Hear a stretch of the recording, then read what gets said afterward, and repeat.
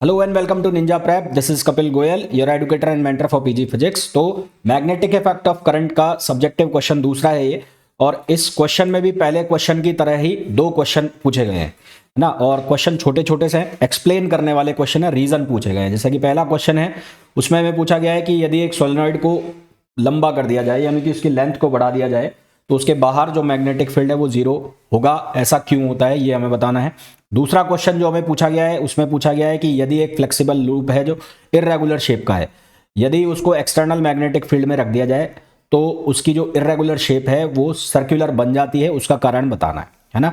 तो पहले क्वेश्चन की तरह ही हिंदी में ऑलरेडी मैंने इसको एक्सप्लेन किया हुआ है, इंग्लिश में मैं आपको एक्सप्लेन करके बता रहा हूँ और हिंदी वाले भी इसको समझ जाएंगे। तो सबसे पहले तो पहला क्वेश्चन हम सॉल्व कर लें।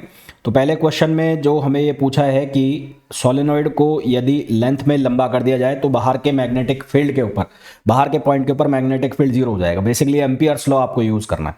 तो पहला तो हमें ये पता है कि सोलेनॉइड जो है वो बहुत सारे सर्कुलर लूप्स का ग्रुप होती है। तो as we know solenoid solenoid is a group of number of circular loops। तो बहुत सारे सर्कुलर लूप्स का ये क्या होती है, ग्रुप होती है। अब मैंने आपको ये पहले भी बताया था, अगर आप डायग्राम बना सको तो डायग्राम बना के दिखा दो। तो ये इस तरह से आप ये सोलेनॉइड का यहाँ पर ये डायग्राम बना के दिखा दो और यहाँ लिख दो नीचे क्या है, ये सोलेनॉइड है जो बहुत सारे किसका ग्रुप है, सर्कुलर लूप्स का ग्रुप है। और यहाँ से क्या पास होती है, मैग्नेटिक फील्ड लाइंस पास होती है। ठीक है, क्या पास होती है, मैग्नेटिक फील्ड लाइंस यहाँ से ऐसे पास होती है। तो ये जो रेड कलर में दिख रही है आपको, ये क्या है, ये है मैग्नेटिक फील्ड लाइंस। ये क्या है, मैग्नेटिक फील्ड लाइंस है। अच्छा, अब जब सोलेनॉइड की लेंथ कम होती है तो उसका जो एंड का इफेक्ट है, यानी कि उसके जो एंड्स हैं सोलेनॉइड के दोनों, उनका इफेक्ट बहुत इंपॉर्टेंट होता है क्योंकि मैग्नेटिक फील्ड लाइंस बाहर निकलती है। तो when solenoid is small in length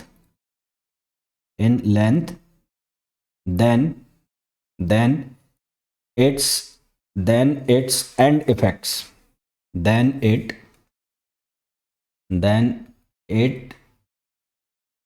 end effect is very important.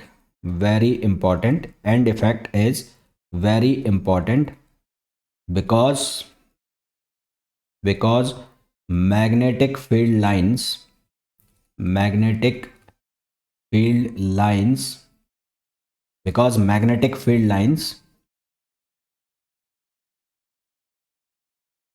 exit or from ends, क्योंकि मैग्नेटिक फील्ड लाइन यहां से क्या होती है, बाहर निकलती है। पर जब हम सोलेनॉइड को लंबा करते हैं, but when it length is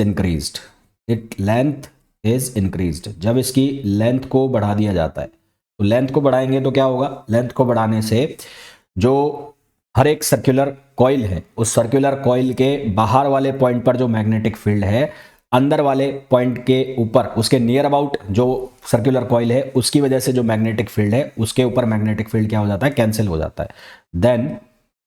then magnetic field at outer point magnetic field at outer point of each coil is cancelled by magnetic field of its near about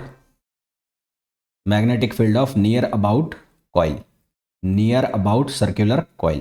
तो इसके नियर अबाउट सर्कुलर कॉइल, यानी कि दो coil पास पास में है, तो एक coil के बाहर वाले पॉइंट के ऊपर जो मैग्नेटिक फील्ड है उसको कौन कैंसिल कर देता है, उस कॉइल के पास वाला जो मैग्नेटिक सर्कुलर कॉइल है, उसकी वजह से जो मैग्नेटिक फील्ड आ रहा है वो उसको क्या कर देता है, कैंसिल कर देता है, क्योंकि दोनों एक दूसरे के अपोजिट डायरेक्शन में हो जाते हैं, है ना। Because both are in opposite direction, दोनों किस में हो जाते हैं, अपोजिट डायरेक्शन में हो जाते हैं, both are in opposite direction and magnetic field inside the coil is added and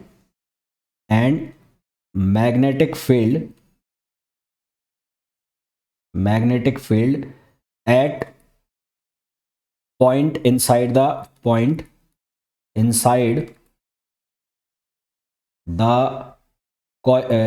solenoid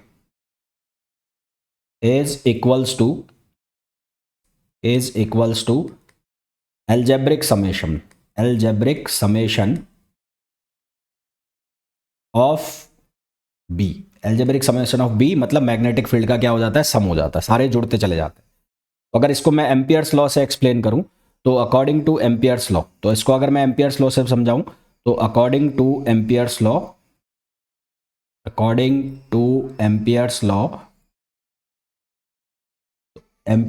के अकॉर्डिंग क्या होता है, क्लोज इंटीग्रेशन में बी डॉट डी एल, और ये किसके बराबर होता है, ये बराबर होता है म्यू नॉट आई एनक्लोज्ड, है ना, म्यू नॉट आई एनक्लोज्ड। और for point inside the tube, point inside the solenoid के अंदर यदि पॉइंट है तो उसके लिए क्या बनता है, बी की वैल्यू किसके बराबर हो जाती है, म्यू नॉट एन आई। और for outside B external point के ऊपर यहां पर मैग्नेटिक फील्ड क्या हो जाता है, जीरो हो जाता है ना, यहां पर मैग्नेटिक फील्ड क्या हो जाता है, जीरो हो जाता है। तो ये इसका रीज़न होता है कि जिसकी वजह से जो बाहर, जब इसकी लेंथ को हम बढ़ाते हैं तो बाहर के जो पॉइंट है वहां पर मैग्नेटिक फील्ड जो है वो क्या हो जाता है, जीरो हो जाता है। इसको ऑलरेडी मैंने हिंदी में एक्सप्लेन किया हुआ है, हिंदी में भी आप देख सकते हो। सोलेनॉइड को जब हम बहुत सारे वृत्ताकार कुंडलों से मिलकर माना हुआ समूह मान सकते हैं। सोलेनॉइड छोटी होती है तो उसका एंड का जो इफेक्ट है वो इंपॉर्टेंट होता है, बाहर कुछ मैग्नेटिक फील्ड लाइंस निकलती हैं, जब उसको लेंथ में बढ़ा दिया जाता है तो उसके बाहर वाले पॉइंट पर जो मैग्नेटिक फील्ड है हर एक कॉइल की वजह से क्या हो जाता है, कैंसिल हो जाता है, अंदर सभी जो कॉइल्स है उनकी वजह से मैग्नेटिक फील्ड ऐड हो जाता है। तो ये पूरा मैंने यहाँ पर हिंदी में भी एक्सप्लेन किया हुआ है, ठीक है ना। तो ये तो हो गया पहला क्वेश्चन। अब जो नेक्स्ट क्वेश्चन है, उस नेक्स्ट क्वेश्चन में मैं पूछा है एक फ्लेक्सिबल लूप है जो इरेगुलर शेप का है, करंट कैरिंग लूप है। जब उसको एक्सटर्नल मैग्नेटिक फील्ड में रखा जाता है तो उसके जो शेप है वो सर्कुलर हो जाती है। इसका रीज़न हमें बताना है, तो इसका रीज़न हमें बताना है। तो क्वेश्चन नंबर 2 अब मैं सॉल्व कर रहा हूँ। तो क्वेश्चन 2, तो इसका सॉल्यूशन मैं लिख रहा हूँ। सबसे पहला तो कोई करंट कैरिंग लूप है तो उसमें क्या जनरेट होगा, मैग्नेटिक मोमेंट, ठीक है। तो we know that in a magnetic moment is generated.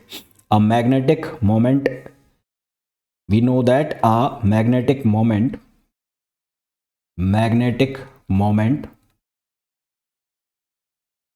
is developed in a current carrying loop, एक करंट कैरिंग लूप के अंदर क्या डेवलप होता है, मैग्नेटिक मोमेंट डेवलप होता है। और उस मैग्नेटिक मोमेंट को हम किससे लिखते हैं, m इक्वल्स टू आई ए। आई का मतलब होता है करंट, आई होता है करंट, और a जो होता है वो होता है क्रॉस सेक्शन एरिया, ठीक है। a क्या होता है, क्रॉस सेक्शन एरिया, और m का मतलब होता है मैग्नेटिक मोमेंट। तो जब भी हम किसी करंट कैरिंग लूप की बात करते हैं तो उसके अंदर क्या डेवलप होता है, मैग्नेटिक मोमेंट डेवलप होता है, ठीक है। और मैग्नेटिक मोमेंट डेवलप हुआ है, उसको हमने एक्सटर्नल मैग्नेटिक फील्ड में रख दिया तो वहां पर क्या जनरेट होगी, पोटेंशियल एनर्जी डेवलप होगी। And when we placed in okay and when we placed this loop in an external magnetic field,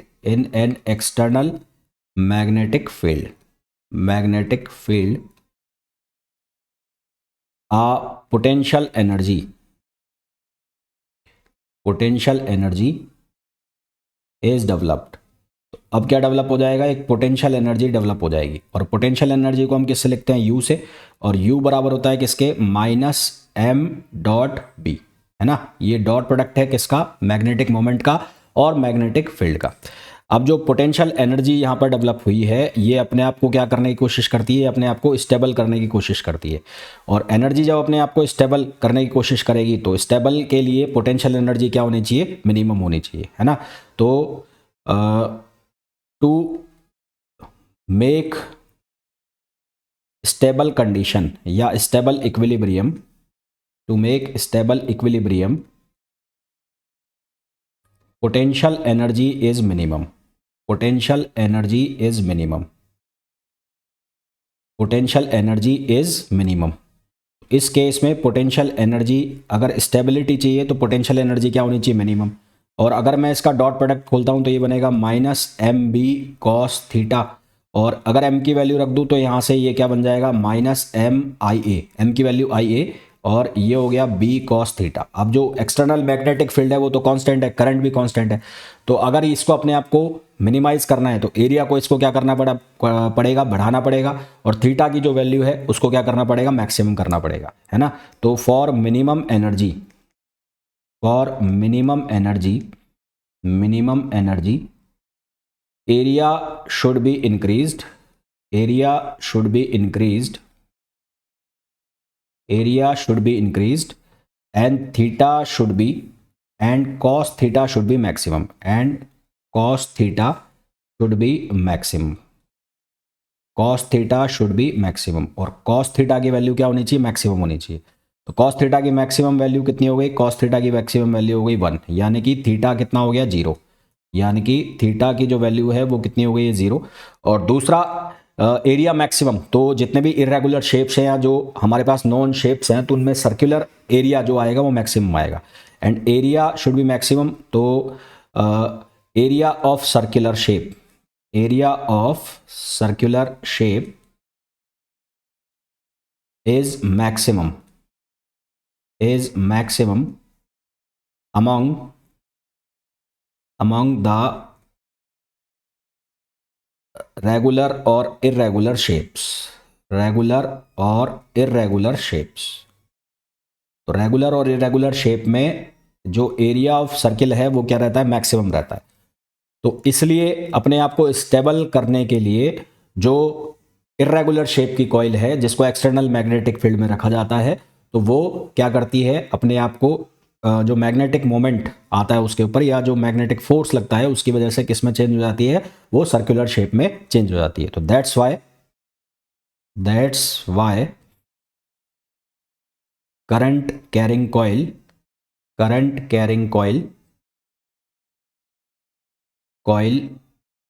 placed in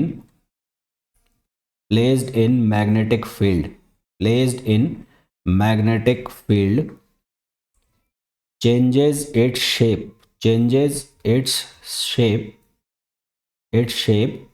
into a circular coil, ठीक है। और इसका हिंदी में भी एक्सप्लेनेशन मैंने ऑलरेडी यहां पर मेंशन कर दिया है, ठीक। तो आई होप ये क्वेश्चन आपको बहुत अच्छे से समझ आ गया होगा। तो मिलते हैं नेक्स्ट क्वेश्चन के साथ, till then thank you, bye bye.